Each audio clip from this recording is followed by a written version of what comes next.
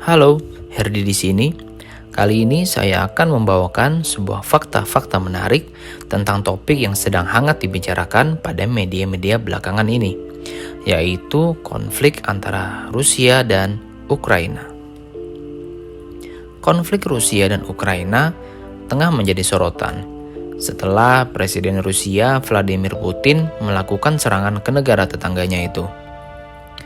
Mungkin pertanyaan terbesarnya adalah, apa sih alasan Rusia menyerang Ukraina?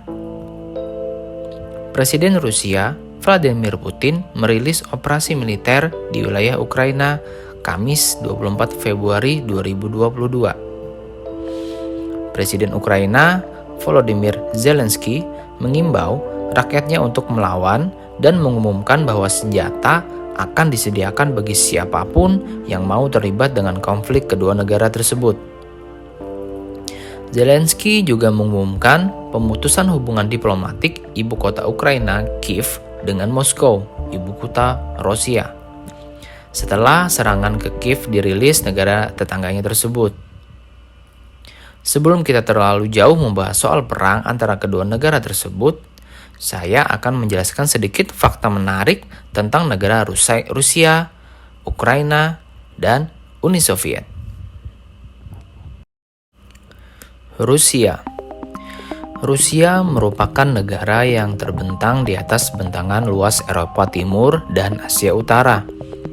Dulunya Rusia bernama Uni Republik Sosialis Soviet atau disingkat USSR, yang umumnya dikenal dengan Uni Soviet. Rusia menjadi negara merdeka usai pembubaran Uni Soviet pada Desember 1991 silam.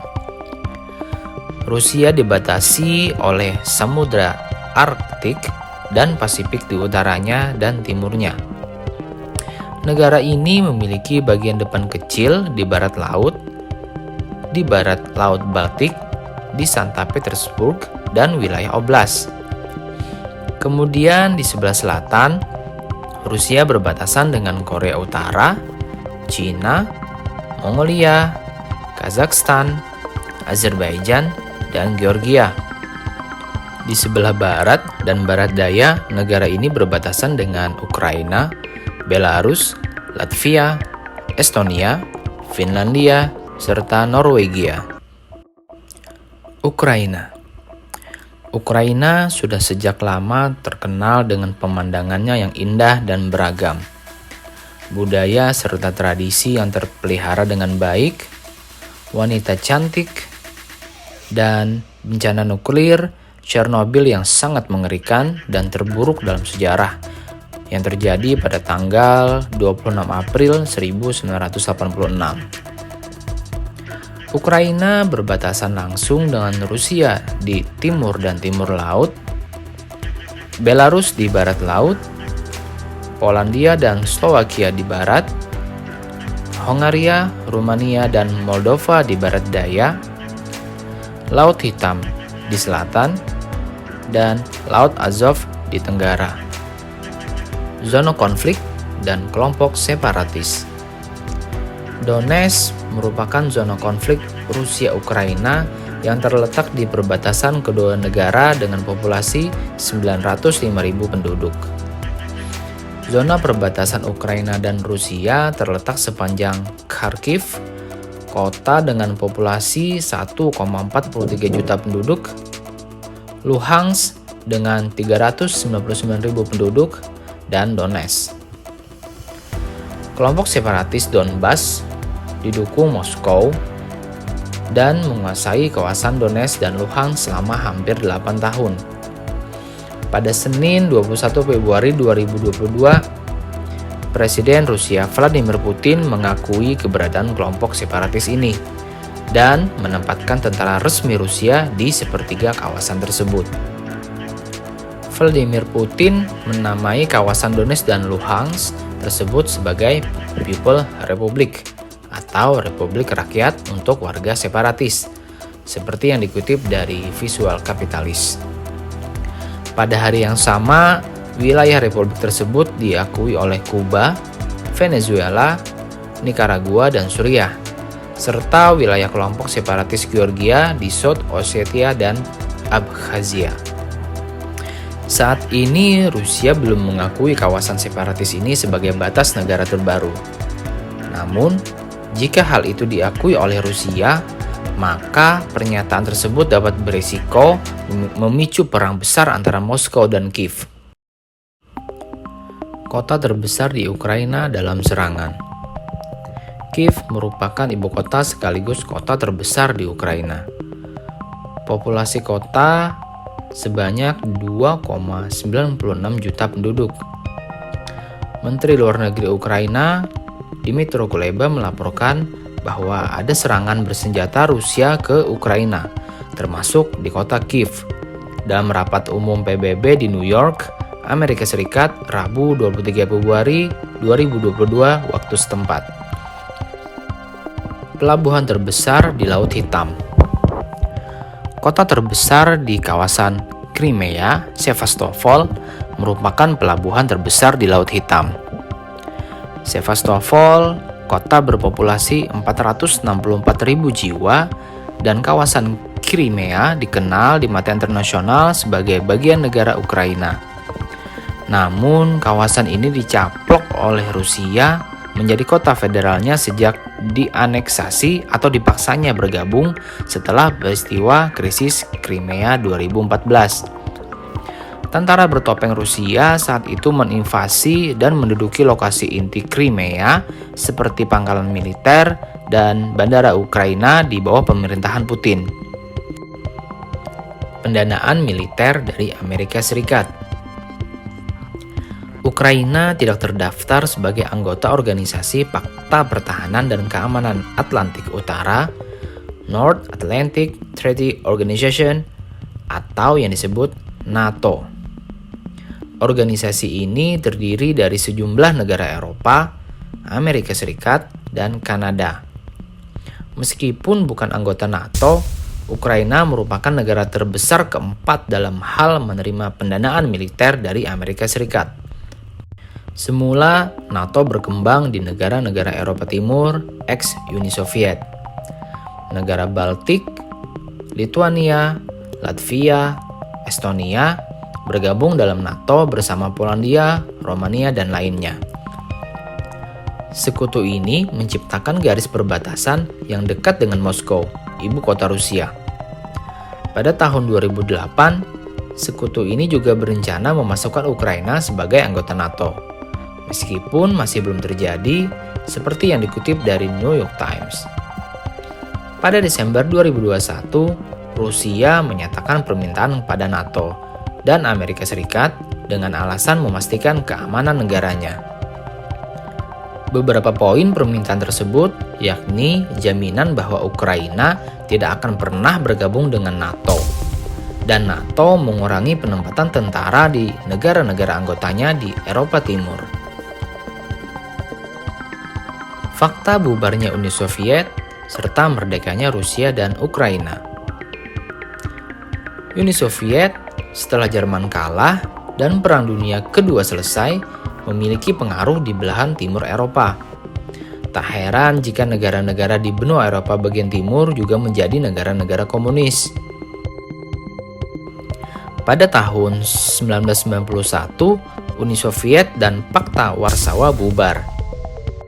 Di tahun yang sama, Ukraina memberikan suara untuk memerdekakan diri dari Uni Soviet dalam sebuah referendum. Presiden Rusia saat itu yaitu Boris Yeltsin pada tahun itu menyetujui hal tersebut.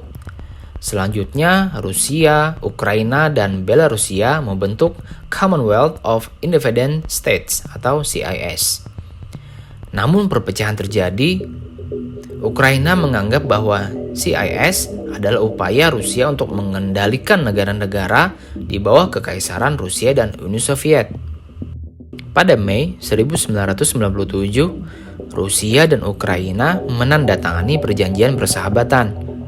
Hal tersebut adalah upaya untuk menyelesaikan ketidaksepakatan. Rusia diizinkan untuk mempertahankan kepemilikan mayoritas kapal di armada Laut Hitam yang berbasis di Crimea, Ukraina. Rusia pun harus membayar biaya sewa kepada Ukraina karena menggunakan pelabuhan Sevastopol. Masih semangat untuk dengerin ceritanya lebih lanjut? Oke, kita masuk ke pokok inti cerita. Penyebab konflik Rusia dan Ukraina. Hubungan Rusia dan Ukraina sebelumnya sempat memanas pada tahun 2014. Kala itu muncul revolusi menentang supremasi Rusia. Masa anti pemerintahan berhasil melengsarkan mantan presiden Ukraina yang pro-Rusia pada saat itu, yaitu Viktor Yanukovych. Kerusuhan bahkan sempat terjadi sebelum berdamai di tahun 2015 dengan kesepakatan Minsk. Revolusi juga membuka keinginan Ukraina bergabung dengan Uni Eropa dan NATO. Mengutip dari Al Jazeera, hal ini membuat Putin marah karena prospek berdirinya pangkalan NATO di sebelah perbatasannya. Hal ini juga didukung semakin eratnya hubungan sejumlah negara Eropa Timur dengan NATO, sebut saja Polandia dan negara-negara Balkan.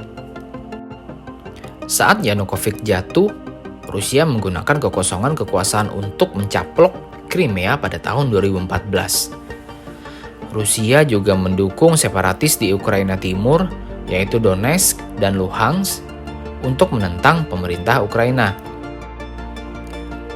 Jika ditelaah lebih dalam, menurut The Conversation, Ukraina telah berminat dengan NATO sejak tahun 1992. NATO bahkan sempat membentuk komisi khusus urusannya dengan Ukraina pada tahun 1997, yaitu menyediakan forum diskusi masalah keamanan guna memajukan relasi kedua belah pihak. Pada tahun 2014, keinginan Ukraina kembali menjadi NATO semakin tinggi, dan salah satu penyebabnya adalah Rusia itu sendiri. Bagi Ukraina, menjadi anggota NATO akan secara signifikan meningkatkan dukungan militer Ukraina dari pihak luar, termasuk Amerika Serikat. Meski ini memungkinkan NATO melancarkan kegiatan militer di Ukraina atau atas nama Ukraina, yang pasti tidak bakal disukai oleh Rusia. Isu serangan Rusia ke Ukraina sudah bergulir sejak November 2021 silam. Sebuah citra satelit menunjukkan penumpukan pasukan baru Rusia di perbatasan dengan Ukraina. Moskow diyakini negara barat memobilisasi 100.000 tentara bersama dengan tank dan perangkat keras militer lainnya. Intelijen barat menyebut Rusia akan menyerang Ukraina. Rusia menyangkal hal tersebut. Namun santer beredar, negeri Putin akan menyerang pada 16 Februari 2022. Apalagi latihan militer besar-besaran juga dilakukan, termasuk di laut dan negara tetangganya Belarusia. Meski ramalan pertama tak terjadi, intelijen Estonia, salah satu negara NATO di Eropa Timur, tetap memberi peringatan. Serangan mungkin akan dilakukan secara terbatas, menggunakan kelompok milisi di Donbas, Ukraina Timur, yang memberontak ke pemerintah dan selama ini disokong Rusia.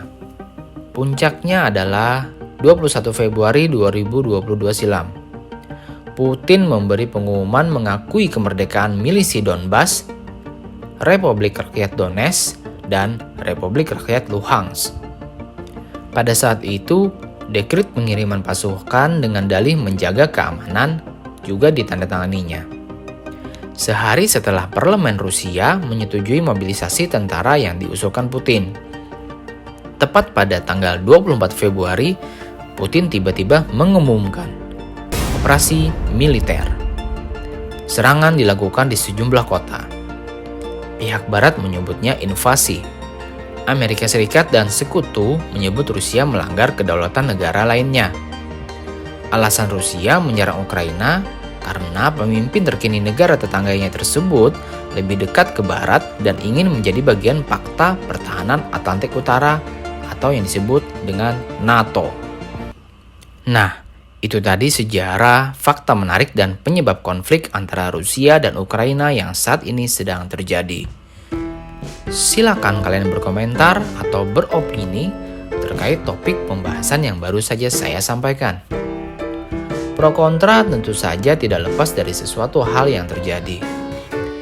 Apapun penyebab dan pemicu masalahnya, kita berharap semoga konflik ini dapat diselesaikan dengan baik antara kedua belah pihak negara. Dan yang pasti, tidak ada lagi korban jiwa yang berjatuhan. Oke, demikian video kali ini. Semoga bermanfaat dan sampai jumpa lagi di video berikutnya. See you on the next video.